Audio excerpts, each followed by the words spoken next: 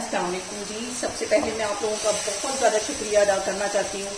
जिस तरह कमेंट्स में आप मेरी हौसला अफजाई करते हैं और मेरी रेसिपीज़ को पसंद करते हैं। आज मैं बनाने लगी हूँ शादियों वाला मटन का कोरमा और इस दुआ के साथ हम इसको बनाना शुरू करते हैं कि जहाँ रहें हंसते रहें और हंसाते रहें। तो चले जिसे मिलके बनाते हैं। और यहाँ पे देखें जी, शादियों वाला मटन कोरमा बनाने के लिए आधी प्याली के जितना घी के अंदर ये कोरमा बनता है जो हम शादियों में खाते हैं, ये इसमें चला जाएगा।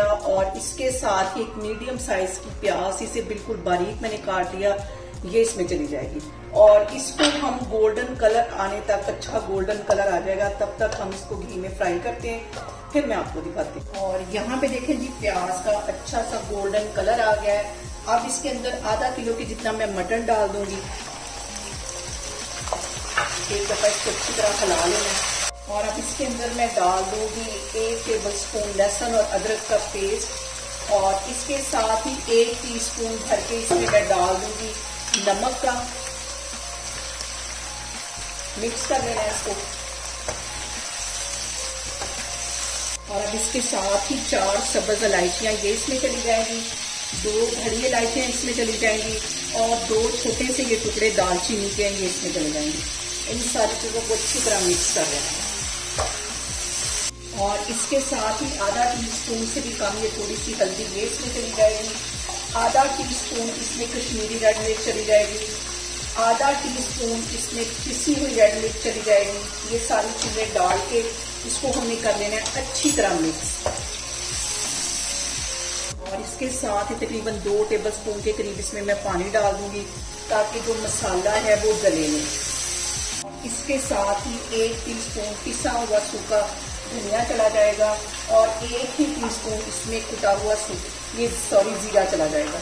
ये सारी चीज़ें डालने के बाद फिर से इसको हम 3-4 मिनट के लिए अच्छी तरह भून लेंगे। साथ साथ मैं पानी का छिड़का देती जा रही हूँ ताकि हमारा जो मसाला है वो जले नहीं।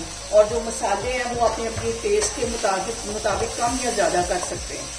और यहाँ पे सिर्फ आपको दिखाने के लिए मैंने बड़ा पीस ये जवतरी का लिया है, लेकिन मैं डालूंगी बिल्कुल छोटा सा, आधा इंच से भी कम। इसकी जो स्मेल होती है वो बहुत स्ट्रॉन्ग होती है, इसमें चली जाएगी। इसकी भुनाई कर लेंगे। और यहाँ पे देखें जी, मैं कैमरा आपको नजदीक करके दिखा रही हूँ कि कितनी अच्छी हमारे मटन की जो है वो भुनाई हो चुकी है। और अब इसके अंदर मैं डाल दूंगी 1 प्याली के जितना दही, जिसे मैंने अच्छी तरह फेंट लिया था। फ्रेश दही होना चाहिए, खट्टा दही नहीं होना चाहिए। इसको मिक्स कर लेना है। और यहाँ पे मैं इसके अंदर डाल दूंगी 1 गिलास के जितना पानी। आपको जितनी ग्रेवी चाहिए वो आप उसके मुताबिक डाल सकते हैं। इसको मैं कर दूंगी कवर।